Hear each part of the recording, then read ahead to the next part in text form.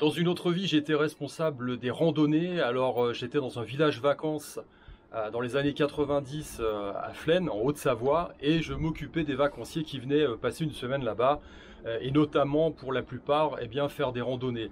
Alors, ce qui se passe, c'est que Flaine, eh bien, c'est une cuvette hein, qui est située à 1600 mètres d'altitude. Et puis, bah, quand vous voulez randonner, bah, il faut sortir de la cuvette par définition et puis monter à 1008. Hein. Voilà. Alors, ce que je faisais, moi, la première journée, lorsque j'accueillais les gens, je faisais ce que j'appelais la balade du tour de lac. Donc grosso modo, j'étais au centre de la cuvette et je leur faisais faire une petite balade. Alors ça me permettait d'évaluer un petit peu le public. Et évidemment, on avait des surprises. Hein. Donc la première journée, je voyais arriver une trentaine de personnes, 30-40 personnes. Certains avec des gamins de 5 ans, en espadrille, enfin pas du tout équipés. Et puis, ce qui se passe, c'est qu'à l'issue de cette première journée, eh bien, en général, le groupe était formé. Et dès le lendemain, j'avais un groupe de 10-15 personnes avec des gens notamment plus habitués à la randonnée, notamment en montagne, avec un équipement adéquat. Plus personne ne venait en espadrille ou en tongs, c'est clair.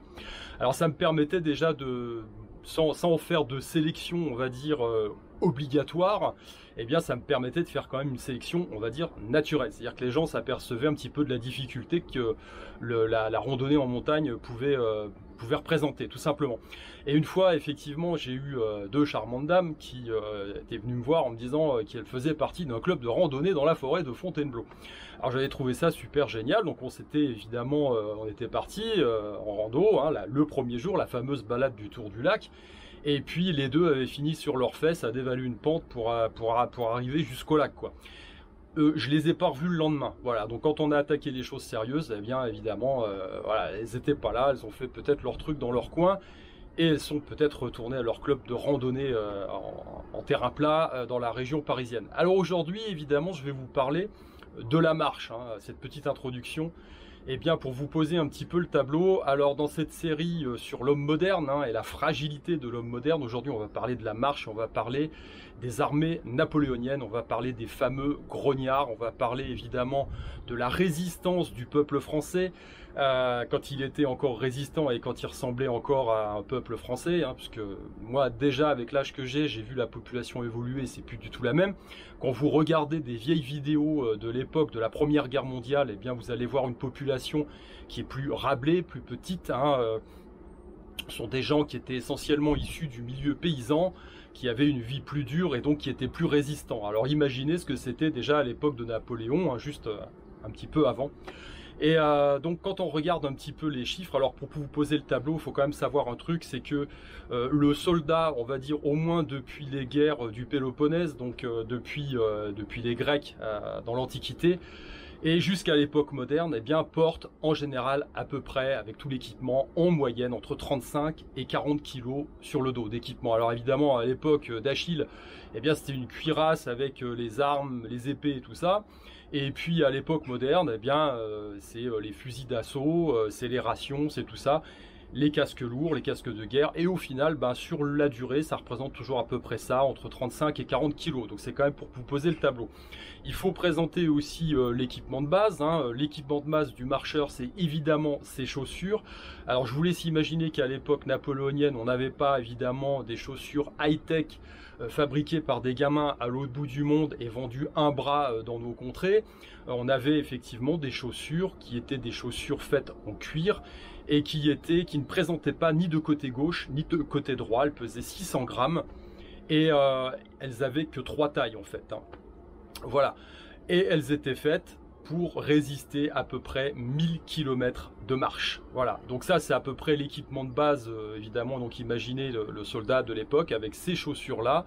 Et puis c'est 35-40 kg sur le dos, partir en campagne. Alors la moyenne de la marche quotidienne, c'était entre 20 et 50 km, ce qui paraît cohérent. Hein. Au Moyen-Âge, c'est à peu près ce que les gens faisaient, entre, on va dire, 2 châteaux, 2 villages, ou voilà, ça représente à peu près ça. Maintenant, il faut évidemment se remettre dans le contexte, hein, dans le contexte de l'époque, avec le matériel, qui est lourd évidemment, et puis qui est, on va dire, limité en termes de technologie, et puis les conditions. Hein, parce que l'idée, c'était quand même que ces soldats se déplaçaient pour combattre juste derrière. Et là, quand on regarde les chiffres, eh bien, ça file le tournis. Juste avant Austerlitz, la division Friant du corps d'armée de Davout fait 144 km en 48 heures. et les mecs combattent direct derrière toute la journée. On a Gudin qui fait 112 km en 44 heures et les mecs en arrivant combattent toute la journée. C'est pas pareil évidemment que de faire une course, de se préparer, d'avoir des bonnes godasses adaptées, on oublie les 40 kg sur le dos, et puis évidemment on a les produits actuels, la nutrition, tout ça qui fait le relais, hein. Là on est quand même dans autre chose. Masséna qui fera 378 km en 13 jours avec un seul jour de repos. La division Dupont, 329 km en 19 jours, puis un peu plus tard 1300 km en 45 jours. Au total, sur la campagne de Russie, les fantassins feront plus de 6000 km à pied.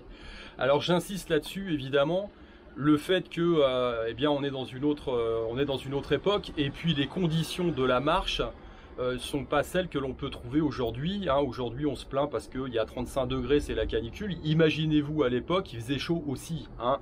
Je rappelle quand même que la campagne de Russie, là il a fait froid, hein, donc il faut marcher dans la neige, il faut, ouais, c'est compliqué, et au bout du bout, eh bien, vous trouvez un champ de bataille.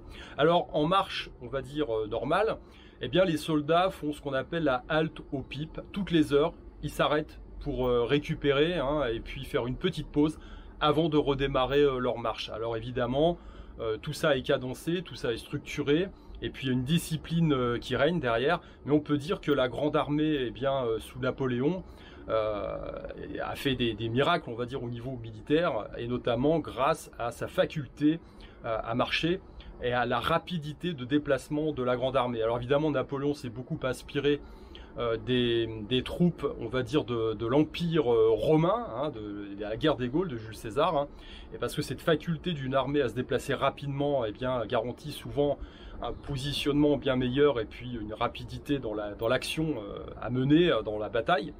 Et donc on peut dire que les troupes napoléoniennes ont gagné beaucoup de guerres, notamment grâce à cette capacité à marcher très rapidement. Hein. En 1805, eh bien, les troupes napoléoniennes allaient de Boulogne à Spire, plus rapidement, ou à Strasbourg, pardon, plus rapidement que ce que les chars allemands en 40 ont pu faire. Hein. Donc c'est vous dire un petit peu l'état du truc. Alors comme je l'ai dit, évidemment, la population était différente. Les Français de l'époque étaient essentiellement un peuple paysan, ils étaient bien nourris. Et puis ils avaient surtout un mode de vie qui était porté sur le physique, hein, comme je l'ai dit, un paysan moyen de l'époque, dans son sillon, labourait 1 hectare de terre en faisant 30 km. Hein. 30 km, c'est pas 30 km avec des baskets, hein, c'est pieds dans la boue. Et voilà, il faut tenir les chevaux pour pouvoir mettre en place un sillon le plus droit possible. Voilà, donc il se posait pas la question, ils y allaient.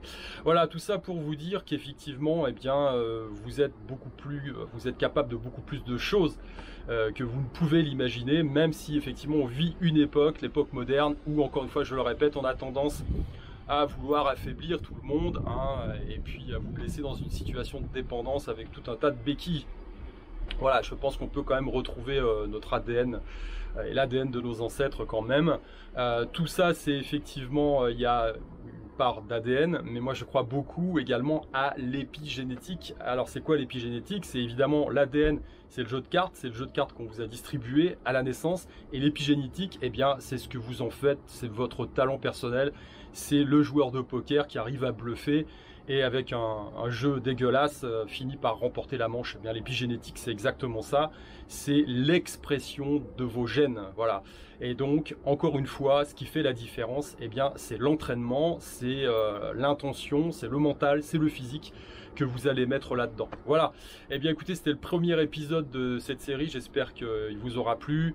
Je refais toujours un petit peu de pub quand même, hein, pour ce que je produis. Vous trouverez en description, évidemment, les liens pour mes formations dans le domaine du développement physique et dans le domaine du mental. Vous avez également le lien qui renvoie aux pages de description de mes différents ouvrages, hein, dans le domaine. Donc ça peut être une bonne porte d'entrée, justement, si vous avez l'intention de développer vos capacités. Allez, je vous dis à plus pour un prochain épisode. Ciao, ciao.